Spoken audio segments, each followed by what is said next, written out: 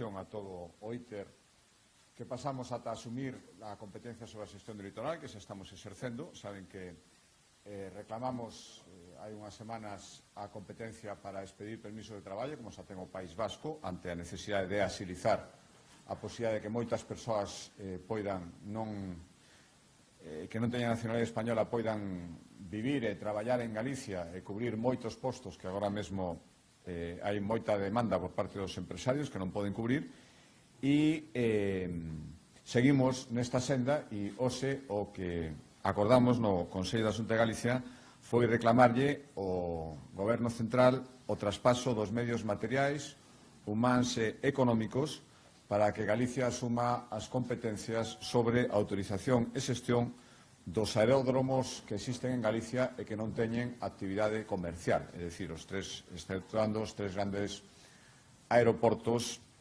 de Santiago, Coruña e Vigo. Son ao redor de 40 as instalacións. O Estatuto de Autonomía, en realidade, xa recolle que as competencias sobre estas instalacións aeronáuticas son competencia da Xunta de Galicia, pero o certo é que, na práctica, o Estado, como en prácticamente todas as comunidades autónomas, está a exercela. Xa houve comunidades autónomas que asumiron esta competencia de tempo. Aragón, por exemplo, en ano 2011, e o que facemos agora é reclamar esta competencia para Galicia, máis nun momento especialmente acaído o impulso ao sector aeronáutico que ven de toda a estrategia de defensa que se está impulsando a nivel europeo e a estrategia galega de aeroespazo que acordamos no Consello da Xunta de Galicia, que presentamos aquí en roda de prensa.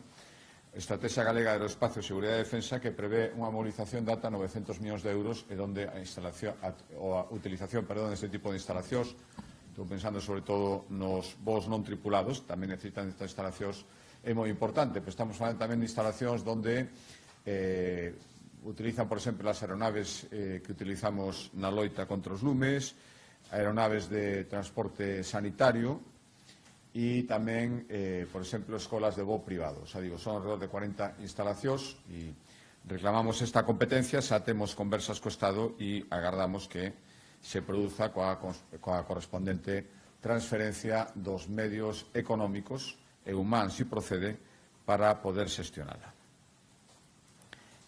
Cambio de acordo, a proposta da Consello de Educación, hoxe aprobamos, reactualizamos, máis ben, porque era do ano 2011, o decreto prácticamente novo, cambia moitas cousas, de formación permanente do profesorado, que para adaptalo aos novos retos do ensino, as novas materias que teñen que coñecer e controlar os docentes no seu que facer diario.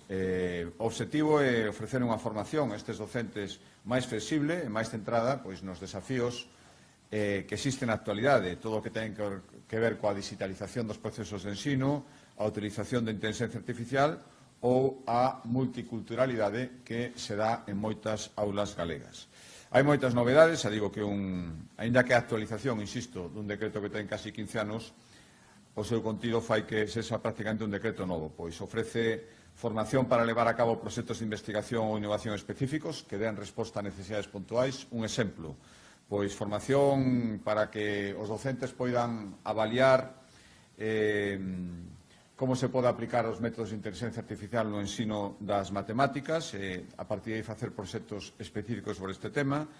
Vanse crear tamén redes de colaboración entre docentes para mellorar a aprendizaxe, tamén entre eles a través destas redes de colaboración. Imos reforzar a avaliación da calidade de formación, sempre que sexa unha formación de maior calidade posible, controlar isto periódicamente. E tamén outra novedade, os directores e os asesores dos centros de formación e recursos só poderán estar 8 anos como máximo, ata agora podían estar por tempo ilimitado.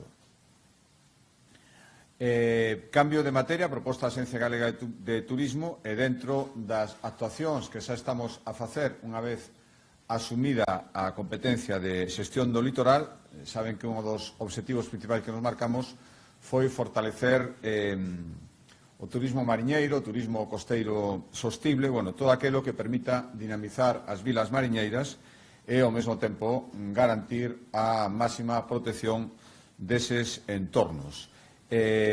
O plan do litoral elaboramos a partir da asunción da competencia. Unha das patas que tiña, unha das apostas que tiña era fomentar este tipo de turismo. Por lo tanto, o abeiro dese plan de litoral, hoxe acordamos lanzar a primeira convocatoria de axudas para melloras enerxéticas de digitalización nas fachadas dos establecementos turísticos que estén na costa, na zona do litoral.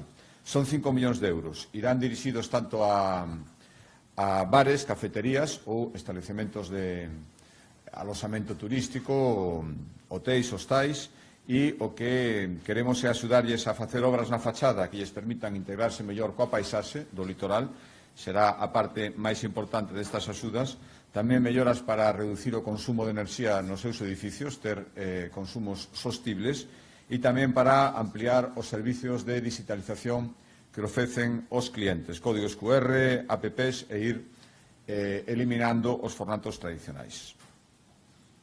Cambio de acordo, a proposta da Consellería do Mar, hoxe demos viste prace a distribución final das axudas que a Xunta de Galicia vai destiñar para seguir colaborando basicamente coas cofradías galegas. En que? En proxectos de pesca artesanal, teñen máis de 50, e tamén na contratación dos chamados vixiantes dos recursos das cofradías, ao redor de 152 vixiantes que se van contratar coa colaboración da Xunta de Galicia. Son casi 5 millóns de euros, 4,8, e o obxectivo, pois, axudar as cofradías no seu cometido de garantir unha explotación sostible dos recursos pesqueiros e mariñeiros. Xa digo, se contratarán 152 vixiantes que complementan o traballo que fan os gardacostas da Xunta de Galicia, sobre todo no control da pesca e do marisqueo ilegal, e tamén axudar as cofradías, pois eso, a proxectos de pesca artesanal, seguimento da calidad dos recursos, formación sobre pesca sostible, todos estes proxectos que fan as cofradías para o mantemento e conservación do ecosistema mariño. En total, xa digo, casi 5 millóns de euros. Cambio de área, en Consellería de Sanidade, hai unha semana recordarán que aprobábamos en Consello unha chega de 4 millóns de euros para contribuir cos concellos para que manteñan a SUPAZ, as unidades onde atenden os drogodependentes. Hai unha previsión, empezará o ano que ven, de ser asumidas pola Xunta de Galicia, pero mentras achegábamos esta axuda de 4 millóns de euros, hai uns cantos consellos, e hoxe seguimos nesta liña de atender as persoas con condutas adictivas e acordamos destiñar 2,1 millóns de euros para apoiar as entidades sin ánimo de lucro que promovan proxectos para previr condutas adictivas ou para axudar as persoas que as padecen. Pois promoción de hábitos de vida saudables, concienciación sobre riscos de algunhas das sustancias que producen adicción, formación e apoio a familias e educadores e medidas tamén para evitar a exclusión social das persoas que sufren algún tipo de adicción. En total, 2,1 millóns de euros que complementan os 4 que acordamos cos concellos hai unhas semanas.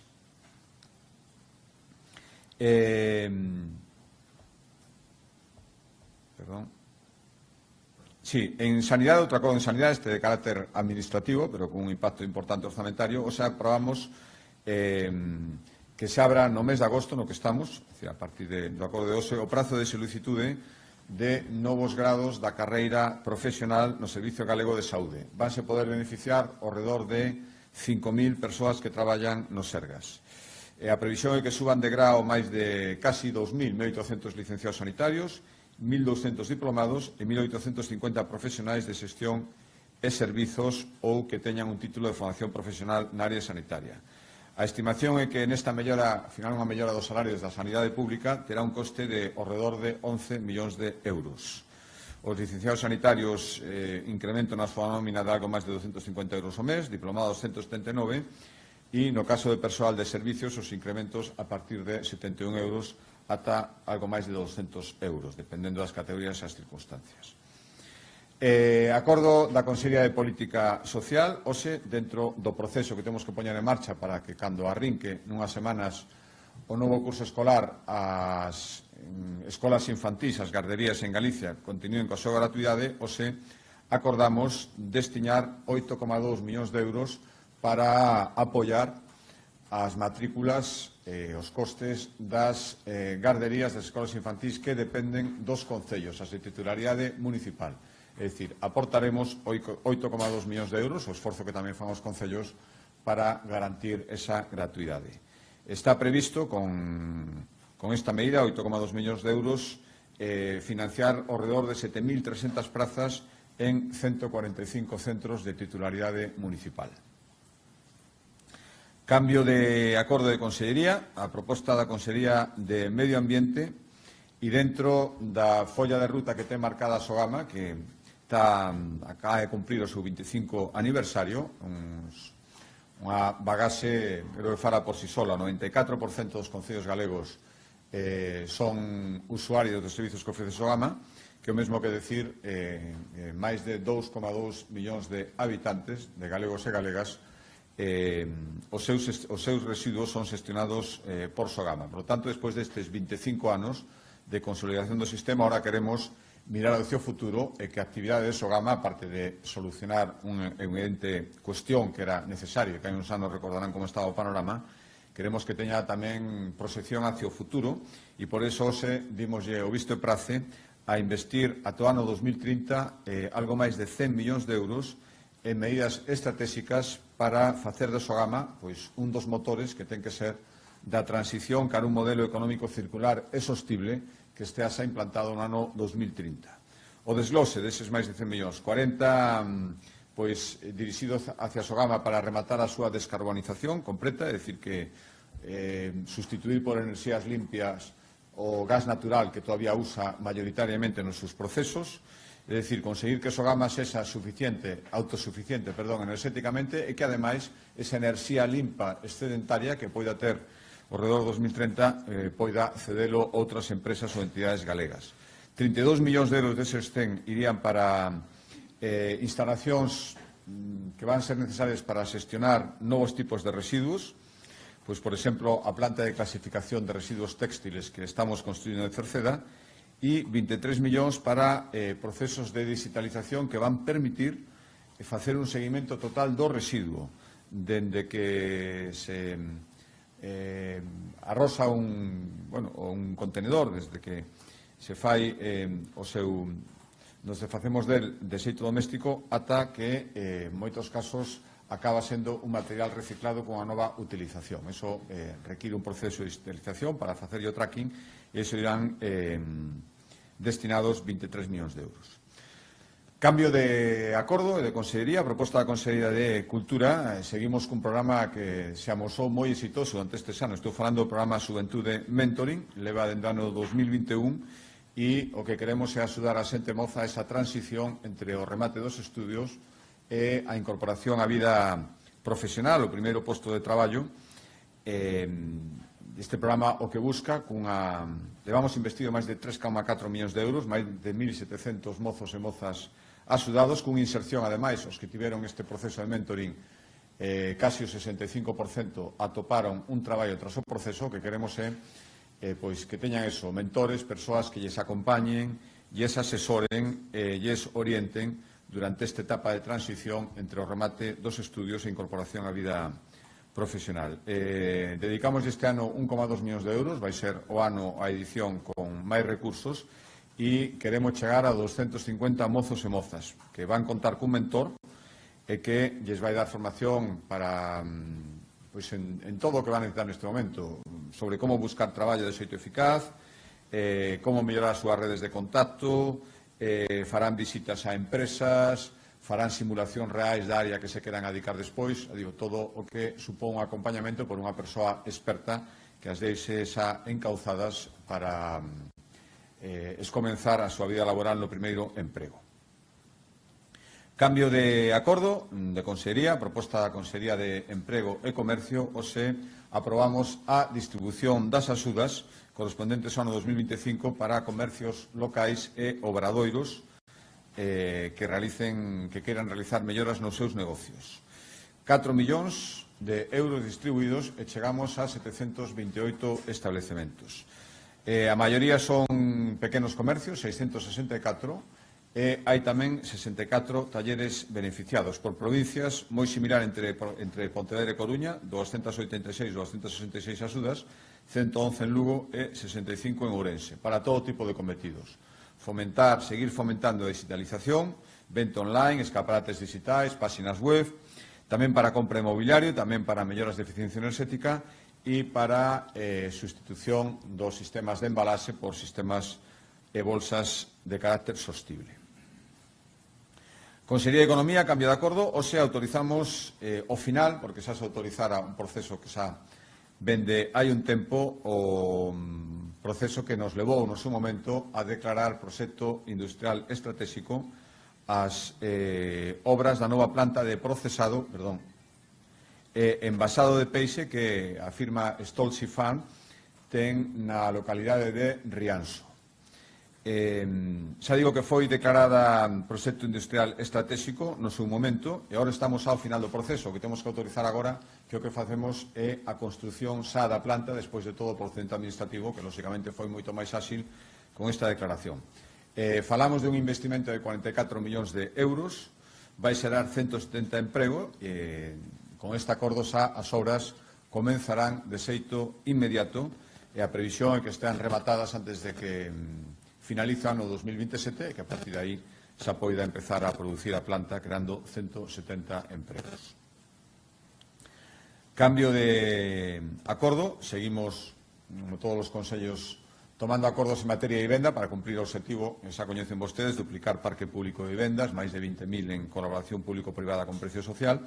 E a semana pasada, me parece que era, autorizábamos a construción de 78 vivendas no Concello de Ames. Saben que estamos concentrando esforzos especialmente nas cidades, pero non só, tamén nas vilas e nos concellos que están ao redor das cidades. Cando temos sesións de chan, tamén estamos facendo promoción de vivenda pública, e este é o caso da de hoxe. Concello de Carballo, autorizamos licitar o proxecto, en canto este licitado construiremos 73 vivendas públicas nunha parcela que nos cedeu o Concello de Carballo, na rúa Médico José Manuel Lado, e agora encargamos o proxecto e o investimento para 73 vivendas será de 14 millóns de euros que empezará inmediatamente que teñamos o proxecto. Cambio de acordo, educación, as súas competencias de I+D+I, e dentro do Plan Galego de Investigación e Innovación 2025-2030, recordo, 1.300 millóns de euros, imos facendo sempre sucesivos consellos desgloses desta cantidade para ir executando. Foi o que fixemos hoxe autorizamos colaboración coas universidades, unha inserción importante de 21 millóns de euros para promover o I+D+I nos campus das universidades galegas. É un 10% máis que as últimas axudas que a Xunta concedera para o fomento de I+D+I e isto supón que dende o ano 2019, para se fagan unha idea, aportamos máis de 80 millóns de euros para que as universidades poidan facer I+D nos seus campus. O desglose sería a Universidade de Santiago, que a que máis vai a cadar, 9,3 millóns de euros para segunda fase da reforma integral do Observatorio Ramón María Aller, que está aquí no campus de Santiago, acondicionar novos espacios para investigación no campus sur de Santiago e na Facultade de Veterinaria de Lugo e redactar o proxecto de ampliación para traslado da Facultade de Formación do Profesorado de Lugo. A Universidade da Coruña, 5,8 millóns de euros para crear a oficina de captación de persoal investigador e mellorar os laboratorios e o equipamento dos espacios punteiros de investigación, o CITIC ou o Centro Interdisciplinar de Química e Biología, o CICA.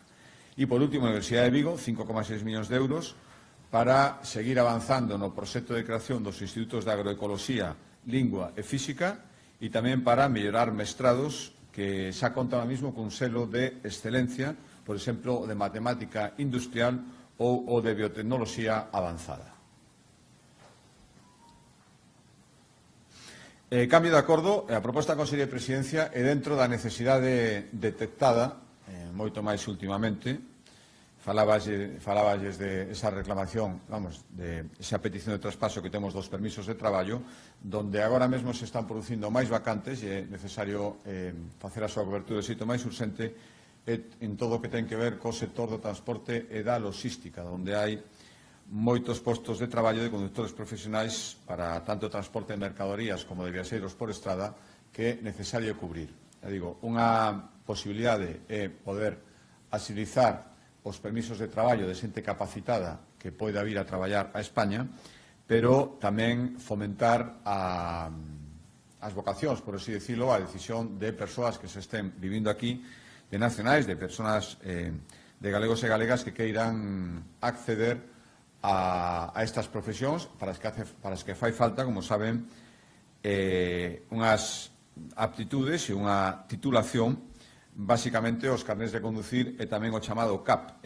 Isto ten un coste. A toda agora, a Xunta de Galicia vai nos seguir facendo, dá axudas para que os menores de 30 anos poidan sacarse o carné de conducir de moto ou de coche.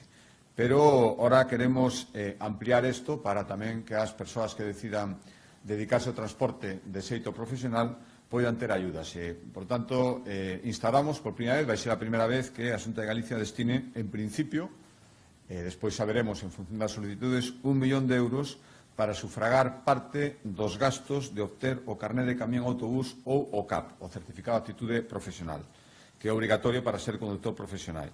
Os beneficiarios, xa digo que é a primeira vez que imos facer, poden recibir ata 1.200 euros para obter o permiso de conducción, ou o CAP inicial, por primeira vez, ou 300 euros no caso de que estemos falando de ampliación do CAP ou renovación, que tamén ten o seu coste. Vale. Penúltimo acordo, máis que acordo é un informe, volvimos a estar á súa disposición. A Consellería de Infraestructuras se levou un informe ao Consello da Xunta de Galicia que ten que ver co proceso, xa levamos moito tempo, pero que agora volveu a cobrar moita actualidade, coa decisión da Unión Europea sobre as peaxes da P9 e a concesión. Saben que levamos anos pedindo primeiro a transferencia ao Goberno Central e tamén que o Goberno Central efectúe o rescate da autoestrada, é o titular. Agora mesmo, para que se fan unha idea, dende o ano 2021, os galegos estamos pagando un 40% máis en peaxes porque foi o que aumentou a recaudación da concesionaria dende o ano 2021. Subiron un 39,7% entre o 2021 e o 2024, insisto, a recaudación da concesionaria. A propia Comisión Europea acaba de decir, como saben, que a prórroga da concesión a cualificou de ilegal e, polo tanto, o que fixemos hoxe foi avaliar un informe tamén con novos datos que teñen que ver tamén con seguridade vial para volver a solicitar e insistir neste rescate da concesión por considerar que a alternativa máis ventasosa para o interese público. Recordo tamén compromisos en campaña electoral de gratuidade, pasaría un mecanismo sería poder rescatar a concesión e volvemos a ratificar unha estimación feita no seu día, que volvemos a ter a súa disposición, que o rescate suporía 2.356 millóns de euros, que é unha cantidade moito menor da que habería que pagar de aquí ao final da concesión. Por lo tanto, volvemos a exixir ao Goberno Central que rescate e que o faga de inmediato a AP9. Canto máis tempo pase, máis caro vai ser para todos os españois e, por suposto, tamén para os galegos. E, ademais, está no informe tamén argumentos de seguridade viaria bastante evidentes. Lóxicamente, se houbera esta gratuidade, aumentaría o tráfico na autoestrada, baixaría nas estradas tradicionais, sobre todo no centro das vilas, nas travesías e moitas vías paralelas. Por exemplo, o informe establece que o tráfico por estrada entre Ordes e Sigüeiro baixaría ata un 76% e caería a metade no enlace de Porriño a Tui. Simplemente con que houbera estas medidas de gratuidade de autopista, por lo tanto, aumentaría o tráfico por autoestrada e o retiraría destas estradas tradicionais, co que eso supón de impacto positivo na seguridade viaria. E o último acordo, que explicará máis polo miúdo a Consellería de Economía, ten que ver cos efectos positivos derivados da lei que aprobamos no seu día, da lei que obriga as instalacións de enerxía que se establezcan en Galicia, a Lei de Recursos Naturais de Galicia, a que unha parte dos seus impactos sean impactos positivos na poboación, impactos directos, impactos maiormente non solo, pero tamén de carácter económico. Por lo tanto, o que fixemos foi autorizar a excepcionalidade dos dous primeiros parques eólicos de Galicia, o aveiro da Lei de Recursos Naturais de Galicia, como eu decía, e isto permitirá que se poidan instalar, pese a estar fora das áreas do Plan Sectorial Eólico, pero tamén lle supón unha serie de obrigas. Son os parques Varo e Greco, que investimento de 15 millóns de euros, van suministrar enerxía limpia á fábrica de silicio metálico que Ferroatlántica ten no polígono de Sabón. Vai supoñer un aforro de costes importante tamén para a empresa en custos enerxéticos e, polo tanto, por primeira vez, o proxecto dos parques eólicos vai implicar tamén medidas socioeconómicas para a contorna. Rebaixas nos descontos, descontos anuais nas facturas da luz, tanto para os fogares individuais como para as pymes, e outro tipo de beneficios tamén para os concellos, descontos das facturas enerxéticas nas instalacións municipais, pero para darles máis detalles, dolle a palabra á Conselleira de Economía.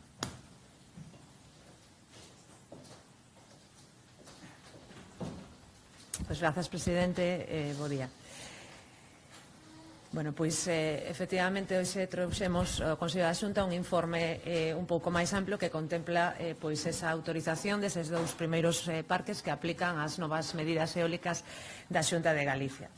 Bueno, no informe parte do posicionamento da Xunta de Galicia, que apostamos, como saben, por unha descarbonización e unha electrificación da economía, pero de xeito xusto e, sobre todo, de xeito ordeado no territorio, de xeito gradual. Compre, en primeiro lugar, facer un pouco de contexto sobre a situación actual e, sobre todo, tendo en conta a última sentencia xudicial do Tribunal Superior de Xustiza Europeo. Galicia estivemos sempre á vanguarda da eólica terrestre. Actualmente temos instalados máis de 4.000 megavatios, en concreto 4.020,9 megavatios en 193 parques que están funcionando. É certo que tamén temos case 2.500 megavatios autorizados, pero paralizados xudicialmente. En concreto, agora mesmo están paralizados xudicialmente 2.497 megavatios. Ben, como saben, esta situación deriva dunha litixiosidade, en gran parte provocada por unha utilización ideolóxica e política das enerxías renovables e tamén fomentada pola normativa do Goberno central, que non axudou a esa transición gradual ordeada da que estou falando. Saben que o Real Decreto Lei 23/2020 estableceu unha obriga de que os proxectos cumpriran un determinado fito administrativo antes de determinadas datas. Isto provocou tamén que a transición, como digo, non fose para nada gradual. A Xunta de Galicia, non obstante, asumiu este reto, tramitou en tempo e forma os expedientes. En concreto, en abril de 2023 cumplimos o que outras administracións fixeron case 15 meses despois, en xullo de 2024. E, ademais, cumplimos cunha escrupulosa tramitación, tal e como demostra o número de declaracións de impacto ambiental, que ase a metade das tramitacións ambientais foron negativas e as outras foron autorizadas. Ben, non obstante, a realidade é que existiron recursos contra esas autorizacións administrativas e numerosas paralizacións con repercusións importantes non só no sector eólico, senón na industria galega e no desenvolvemento económico e social de Galicia. Como facemos sempre, a Xunta utilizamos o único cauce para loitar contra estas decisións, que é a vía xudicial, e outra de agora temos xa 4 sentencias do Tribunal Supremo que confirman que a tramitación da Xunta de Galicia é adecuada. E nestes mesmos días coñecemos unha sentencia de extraordinaria importancia, a sentencia do Tribunal de Xustiza da Unión Europea, que tamén dá razón á tramitación feita pola Xunta de Galicia e, sobre todo, sinala que a normativa española e a normativa europea está adecuadamente transposta ou transpón adecuadamente a directiva. Co cal, con esta visión, esperamos que isto supoña unha reactivación pouco a pouco destes proxectos paralizados e, polo tanto, poder volver a colocar a nosa comunidade á vanguarda da produción eólica e, en consecuencia, poder impulsar proxectos industriais, creación de emprego e creación de benestar para os cidadáns. En este contexto, se atopan estes dous parques que, como digo, autorizamos a día de hoxe. Realmente a Xunta de Galicia nunca se quedou parada pese a estas paralizacións xudiciais. Tivemos en conta e promovemos a sinatura de contratos de compravenda de enerxía coa industria galega e, sobre todo, incorporamos tamén medidas de seguridade xurídica como declarar de interese público superior a planificación, construción e explotación dos parques eólicos de competencia autonómica. Nesta liña demos un paso máis, aprobamos esa lei de recursos naturais, o que se refería ao presidente da Xunta, e unhas medidas pioneiras neste ano 2025, unhas medidas eólicas que basicamente supoñen reducir o impacto, como saben, ambiental, territorial, paisaxístico dos parques eólicos coa repotenciación, é dicir, conseguindo máis enerxía con menos impacto. Iniciamos a elaboración dun novo plan sectorial eólico que está actualmente en tramitación e puxemos a obriga, de xeito transitorio, de que todos os novos parques eólicos na comunidade, como mínimo, deben destinar un 50% da enerxía aos consumidores galegos. Ben, os dous parques que hoxe se autorizan cumplen con estas medidas, en concreto o Parque Eólico de Varo, que afecta aos concellos de Mondoñedo, Lourenzán, Castro de Rei, Pol, Río Torto, A Pastoriza e Meira, e o Parque Eólico Greco, que afecta aos concellos de Cerredo Cotobade, Ponte Caldela, Salama, Fornelos de Montes, A Cañiza, Covelo, Avión, Melón, Carballeda de Avia e Beariz. O primeiro que supón a autorización destes parques, como dicía o presidente, que neste caso, ao estar fora das áreas de desenvolvemento eólico, o 80% da enerxía producida por estes parques vai á industria galega, en concreto a esa fábrica de sabón que mencionaba o presidente. Os beneficios directos son os que pode ter calquer parque, un investimento de 163 millóns, créanse 25 postos permanentes de traballo e máis de 500 no momento de fabricación e construción, 13 millóns de euros en impostos municipais e toda a reducción que supón dende o punto de vista de CO2. Pero que implica un cambio significativo na autorización destes parques son, ademais dese 80% da enerxía para a industria galega, as medidas de carácter social e económico que impactan nos cidadáns e nas PEMEs e emprendedores dos concellos que acabo de sinalar. En concreto, as medidas se cuantifican en máis de 15 millóns de euros. Un primeiro bloque delas están relacionadas coa mellora da calidade de vida dos cidadáns da zona a través da reducción dos custos da enerxía e da reducción da dependencia enerxética. Están destinadas a persoas empadronadas nestes 17 concellos e destacar sobre todo 3 destas medidas. A primeira é a posibilidade que teñen estes cidadáns empadronados nestes concellos de participar no capital do proxecto cun retorno garantido. En concreto, prevese a participación máxima ata o 5% do valor do proxecto entre todos os participantes, cun período mínimo de 5 anos e cunha achega mínima de 5.000 euros e máxima de 50.000 euros, garantindo un interese anual de un 5% sobre cada achega. En segundo lugar, un desconto na factura da luz de ata o 30% no custo da enerxía se contrata a suministración coa comercializadora das promotoras, con descontos anuais totais de ata 300 euros se contrata luz e gas. Estos descontos son extensivos tamén para PEMEs da contorna. En terceiro lugar, un desconto en instalacións de autoconsumo solar dun 20% sobre a instalación dos paneis fotovoltaicos. Todas estas medidas son compatibles entre sí.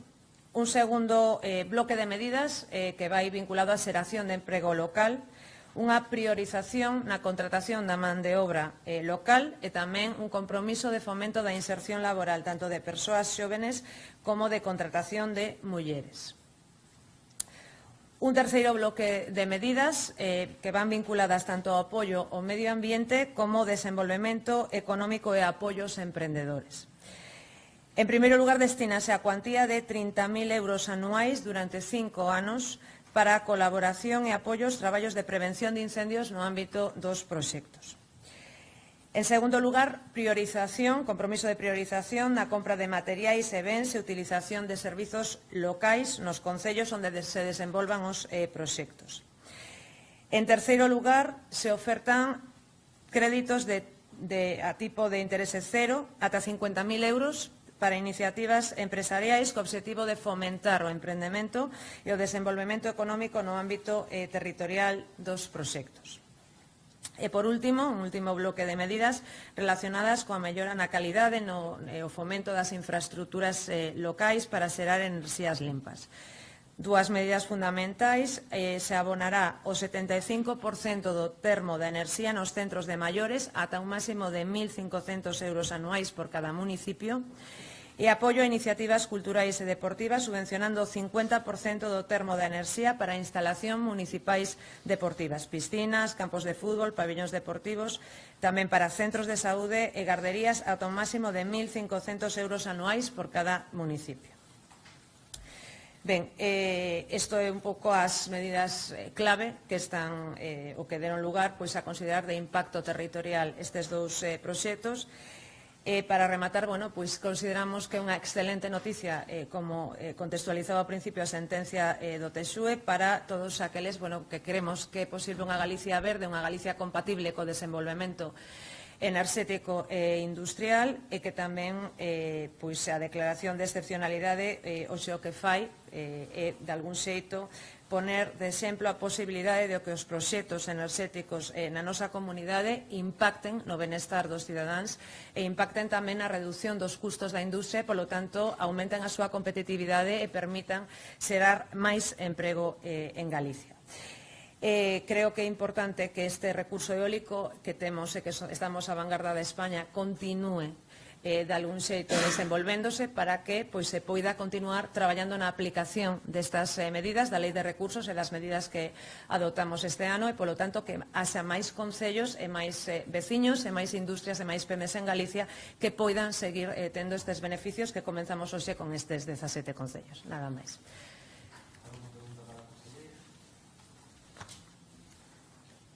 Pois moitas grazas.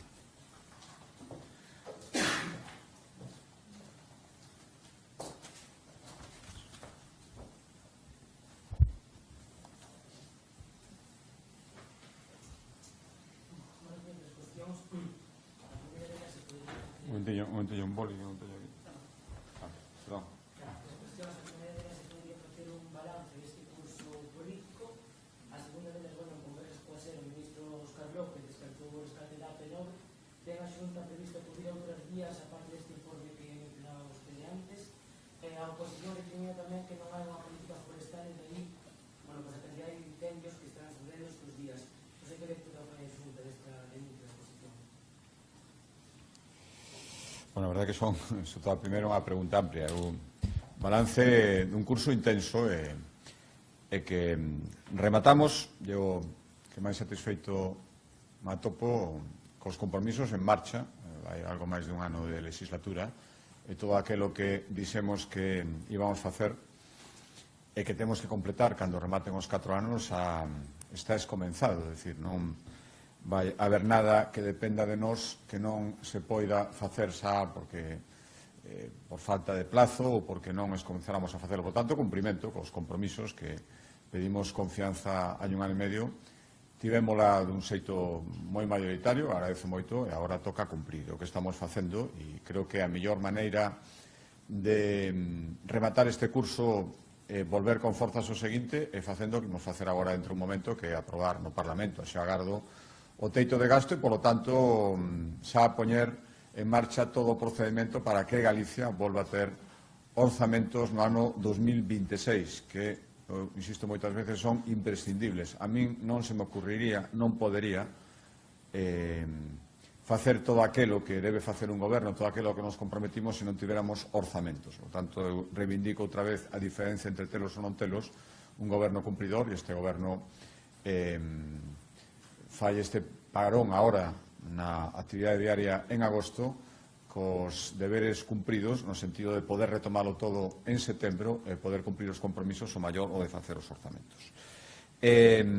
Respecto ás palabras do ministro, ninguna novidade, que estou seguro de que non tería esa resposta tan rápida nin tan categórica se estiéramos falando das comunidades autónomas que todos temos na cabeza, aquelas cusos gobernos están ahora mesmo, ou máis ben os partidos que sustentan esos gobernos, sustentando ao mesmo tempo o goberno central, o señor Sánchez. Por tanto, lamento moito e, nos acabamos de facer esta revalorización, que ademais é que de caixón, é que é moito máis barato que seguir pagando a concesión ata o final. Seguiremos insistindo, se non é posible, pois veremos, xunto con outros actores, outras posibilidades, pero eu quero pensar que terán que escoitar o que é un clamor, e non só do Goberno da Xunta de Galicia. Se non o queren facer porque pensan que isto lle dá algún tipo de vantaxe ao Goberno da Xunta de Galicia ou a algún partido político en concreto, o meu, pois que escoiten os galegos, que falan igual de claro e cada vez cos argumentos máis sólidos e máis interiorizados. Por tanto, vemos que este é o momento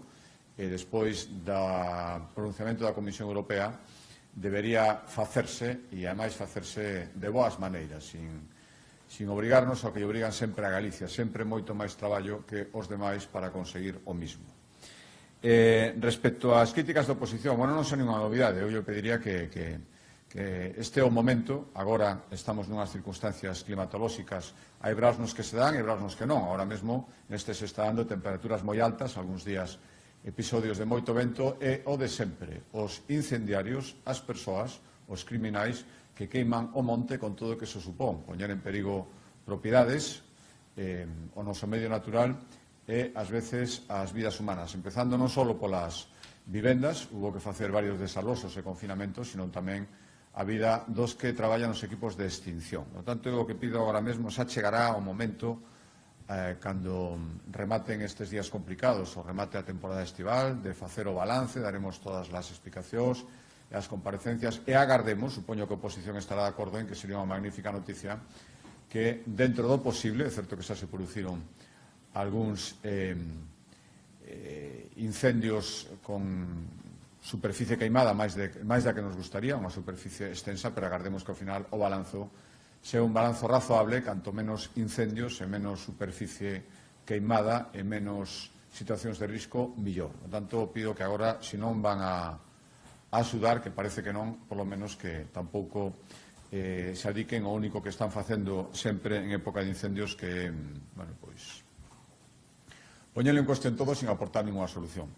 O Goberno seguirá traballando e eu lle quero transmitir toda a tranquilidade, toda a prudencia e todo o aviso aos incendiarios que estamos en riba deles, e que ás veces pensan que van salir impunes. Eu agardo que en moitas ocasións, en outras por desgracia sí, pero en outras probablemente non. Sí.